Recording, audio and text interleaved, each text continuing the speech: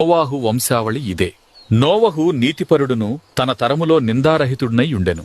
నోవాహు దేవునితో కూడా నడిచినవాడు. షేము, హాము, యాపెతను ముగ్గురు కుమారులను నోవాహు కనెను. భూలోకము దేవుని సన్నిధిని చెడిపోయియుండెను.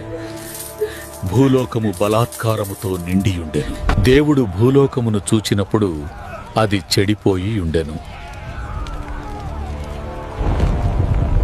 భూమి మీద సమస్త శరీరులు తమ మార్గమును చెరిపివేసుకొనియుండిరి. దేవుడు నోవాహుతో, సమస్త శరీరుల మూలముగా భూమి బలాత్కారముతో నిండియున్నది గనుక నా సన్నిధిని వారి అంతము వచ్చియున్నది. ఇదిగో వారిని భూమితో కూడా నాశనము చేయుదును.